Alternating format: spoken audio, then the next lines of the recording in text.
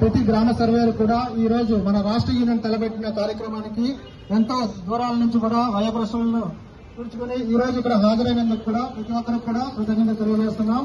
ఈ రోజు మన ఇక్కడ అసెంబ్లీ మెయిన్ కారణం మన యొక్క సమస్యలను ప్రభుత్వానికి తెలియజేయడం ఉద్దేశంగా మన ఇక్కడ అసెంబ్లీ. అదేవిధంగా రీసర్వేలో ఎటువంటి సాధక బాధలు కలుగుతున్నాయి, అదేవిధంగా రైతులకు ఎంత మేరకు న్యాయం చేకూరుతున్నది కూడా ప్రజలందరికీ తెలియజేయాలనే ఉద్దేశంతో మనం ఇక్కడ కార్యక్రమాన్ని నిర్వహించదలుచుకున్నాం.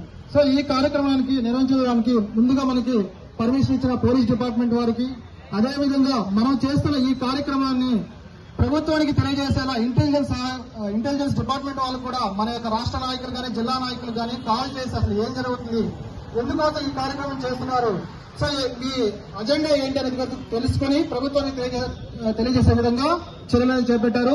సో ఇంటెలిజెన్స్ వాళ్ళు మనకు ఫోన్ చేసినా కూడా భయపడకుండా మన సమస్యని మనం శాంతియుతంగా చేయడం కోసంగా ఈ రోజు ఇక్కడ అసెంబ్లీ అయ్యామండి.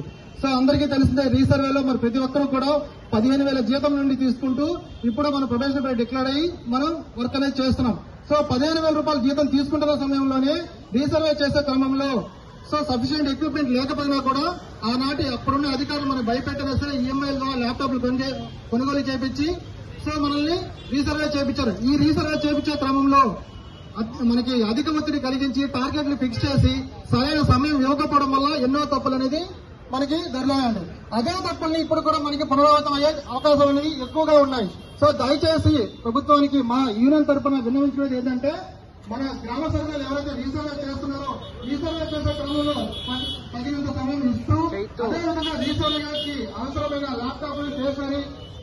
అదేవిధంగా ఇంకా ఏదైతే అవసరాలు మనకు ఉంటాయో వాటన్నిటి కూడా తగినంత విధంగా ప్రొవైడ్ చేసినట్లయితే మనం రీసర్వే కొనసాగించడానికి రీసర్వేని మెరుగైన ఫలితాలు రావడానికి మనం ముందుకే ఉంటామండి. అదేవిధంగా సంసిద్ధంగా ఉంటాము.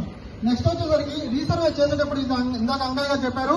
సో ఎస్పీపీ ప్రకారం అందరూ మనకి టీం సభ్యులు హాజరు కావడం లేదండి.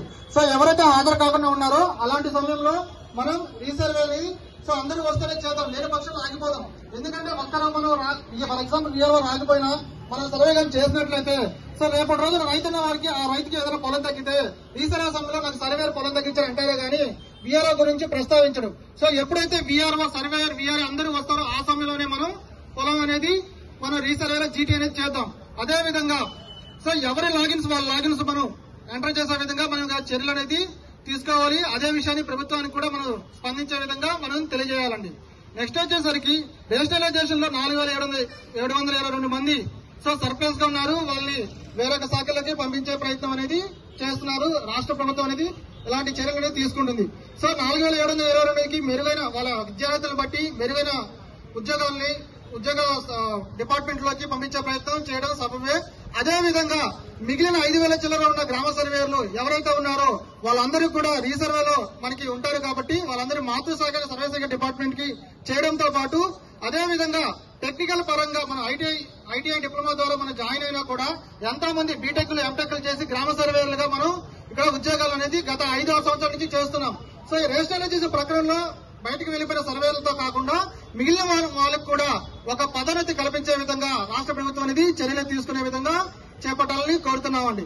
సో ఇక్కడ మనం ఐటీఐ డిప్లొమా స్థాయి ఉన్నా కానీ రీసర్వే ప్రక్రియలో వచ్చేసరికి టెక్నికల్ గా మనం వర్క్ చేస్తున్నామండి. సో అందుకోసం ఏంటంటే మన గ్రామ సర్వేలు కూడా టెక్నికల్ పే స్కేల్ గుర్తించి అటువంటి చర్యలు అనేది ప్రభుత్వం తీసుకోవాల్సిందిగా కోరుతున్నాము. అదేవిధంగా వచ్చేసరికి రీసర్వే సమయంలో ఎన్నో మనం ఫీల్డ్ లెవెల్లో వెళ్ళినప్పుడు ఎన్నో ఆటుపోట్లను ఎదుర్కొన్న ప్రమాదాలు జరుగుతున్నాయి. సో అలాంటి సమయంలో ఏదైనా ఒక ప్రమాదం జరిగి గ్రామ సర్వేకి ఏదైనా విపత్కర పరిస్థితి ఏర్పడితే అలాంటప్పుడు ఆ విపత్కర పరిస్థితి ఎదుర్కొన్న ఆ గ్రామ సర్వేకి ప్రభుత్వం అండగా ఉండాలి. అదేవిధంగా మెడికల్ రియంబర్స్మెంట్ అదేవిధంగా అతనికి సేఫ్టీ కూడా తీసుకుని రీసర్వేకి వెళ్లే విధంగా చేయాలండి. ఇంకోటి వచ్చేసరికి మనకి రీసర్వేతో పాటు సో మల్టిపుల్ పాసేజ్ అనే ఒక విపత్కర పరిస్థితిని ఎదుర్కొంటున్నారు. సో ఈ క్రమంలో ఏం జరుగుతుందంటే గ్రామ సర్వే డిపార్ట్మెంట్ రెవెన్యూ డిపార్ట్మెంట్ పనులతో పాటు